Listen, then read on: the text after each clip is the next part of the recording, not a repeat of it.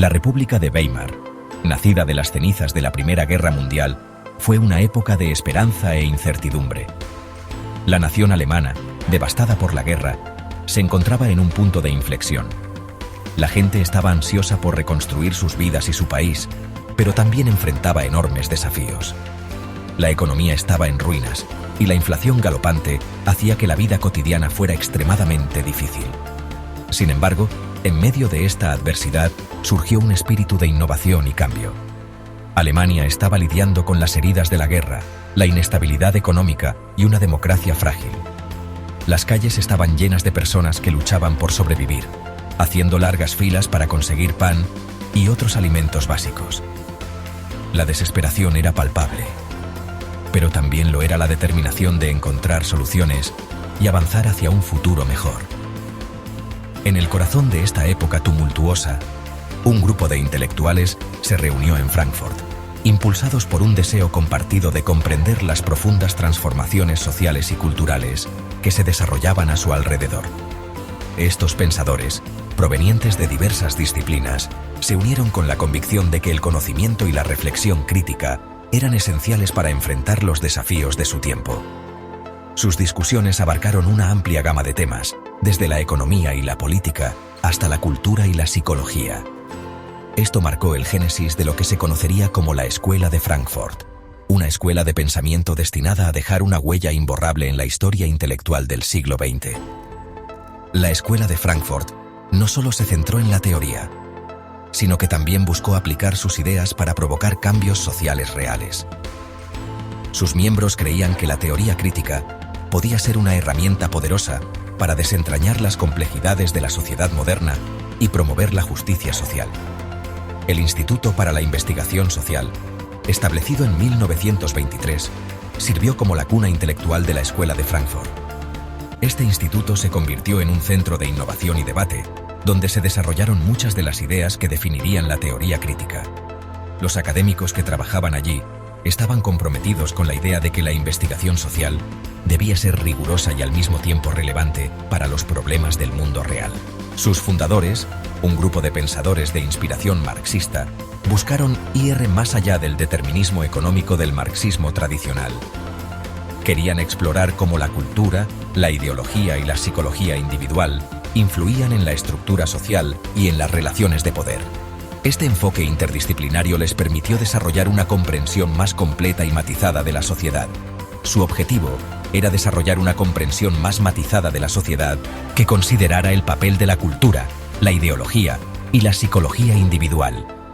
Creían que para entender verdaderamente la sociedad, era necesario analizar no solo las estructuras económicas, sino también los aspectos culturales y psicológicos que influían en el comportamiento humano y en las relaciones sociales. Este nuevo enfoque, que llegó a conocerse como teoría crítica, no solo pretendía interpretar el mundo, sino cambiarlo.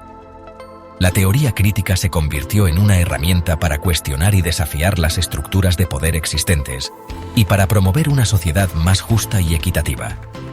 Los miembros de la Escuela de Frankfurt estaban comprometidos con la idea de que la teoría debía estar al servicio de la práctica y que el conocimiento debía ser utilizado para mejorar la vida de las personas. Buscaba exponer las estructuras de poder ocultas, las desigualdades sociales y las fuerzas ideológicas que moldeaban la sociedad. A través de su trabajo, los miembros de la Escuela de Frankfurt esperaban revelar las dinámicas subyacentes que perpetuaban la injusticia y la opresión, y proporcionar las herramientas necesarias para combatirlas. La crítica de la Escuela de Frankfurt a la modernidad, el capitalismo y la tradición de la Ilustración tendría un profundo impacto en campos tan diversos como la sociología, los estudios culturales, la crítica literaria y la filosofía. Sus ideas continúan influyendo en el pensamiento contemporáneo y su legado perdura en la forma en que entendemos y analizamos la sociedad hoy en día. La Escuela de Frankfurt nos recuerda la importancia de la reflexión crítica y el compromiso con la justicia social en la búsqueda de un mundo mejor. Al frente de la Escuela de Frankfurt se encontraba un trío de intelectuales imponentes, cuyas ideas resonarían en los pasillos de la academia y más allá. Este grupo de pensadores no solo influyó en la teoría crítica, sino que también dejó una marca indeleble en diversas disciplinas como la filosofía, la sociología, la política y la estética. Sus trabajos y teorías continúan siendo objeto de estudio y debate en la actualidad, demostrando la profundidad y relevancia de sus contribuciones. Theodor W. Adorno, Max Horkheimer y Herbert Marcuse. Estos tres intelectuales no solo compartían una visión crítica del mundo, sino que también colaboraron estrechamente en muchos proyectos, enriqueciendo mutuamente sus ideas y enfoques.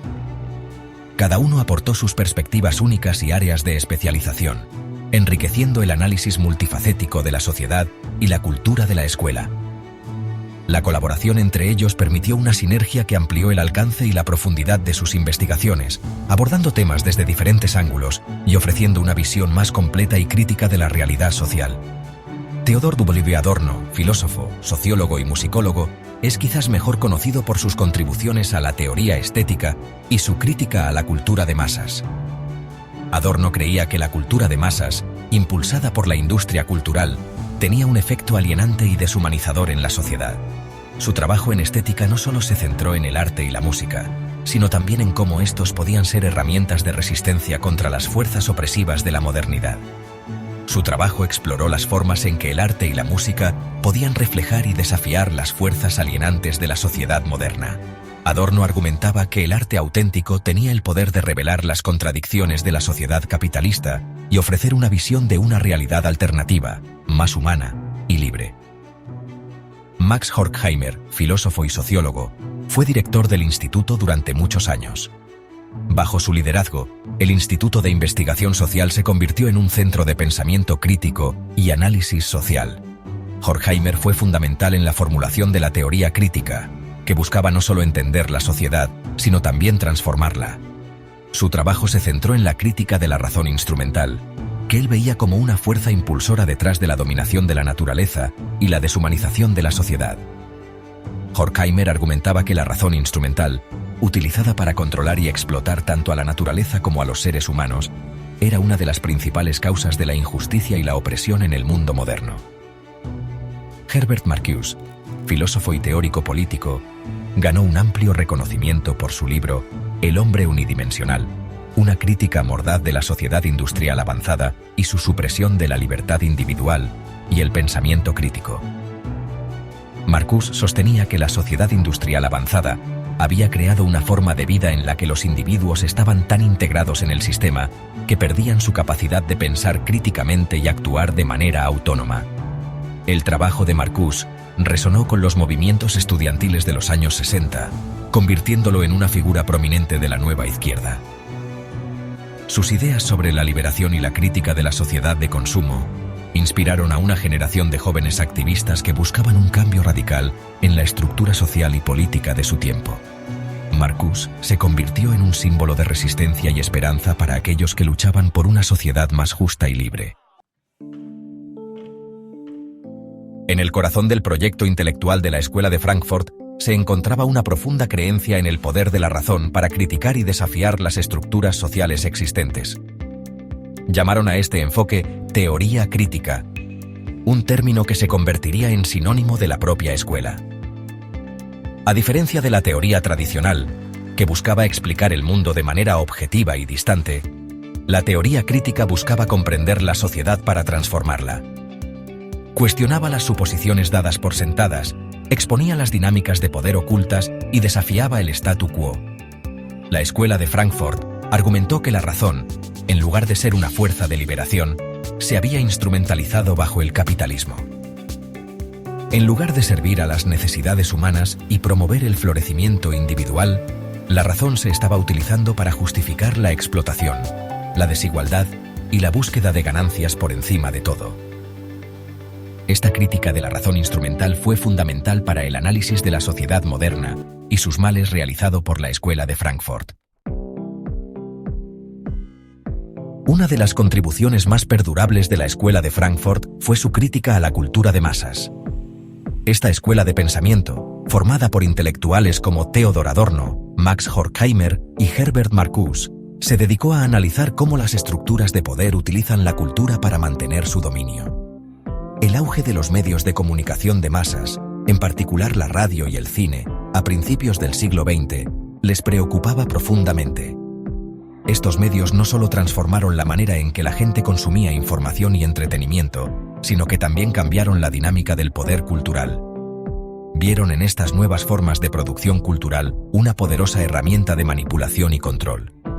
La capacidad de llegar a millones de personas simultáneamente significaba que los mensajes podían ser uniformes y repetitivos, moldeando así las percepciones y comportamientos de las masas. Adorno, en particular, fue un crítico feroz de lo que llamó la industria cultural. Para él, la cultura de masas no era simplemente entretenimiento inofensivo, sino una forma de mantener el statu quo y evitar el cambio social. Argumentó que la cultura de masas no era una expresión espontánea del pueblo, sino un producto cuidadosamente elaborado diseñado para pacificar y controlar a las masas.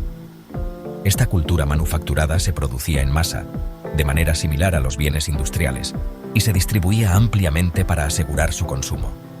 A través de formatos estandarizados, temas repetitivos y la glorificación del consumismo, la cultura de masas, según Adorno, servía para perpetuar las estructuras de poder existentes y sofocar el pensamiento crítico. Los individuos, bombardeados constantemente con los mismos mensajes, se volvían conformistas y menos propensos a cuestionar el orden establecido. El análisis de la cultura de masas de la Escuela de Frankfurt sigue siendo sorprendentemente relevante hoy en día, en una era de redes sociales, curación algorítmica y el ciclo de noticias de 24 horas al día, 7 días a la semana. Las plataformas digitales actuales, con sus algoritmos sofisticados, tienen la capacidad de personalizar y dirigir contenido específico a los usuarios, reforzando así sus creencias y comportamientos. Sus ideas sobre las formas en que la cultura se puede utilizar para moldear las percepciones, fabricar el consentimiento y promover la conformidad continúan resonando con los críticos contemporáneos de los medios y la tecnología. En un mundo donde la información es abundante pero la atención es limitada, la capacidad de influir en las masas a través de la cultura sigue siendo una herramienta poderosa para aquellos en el poder.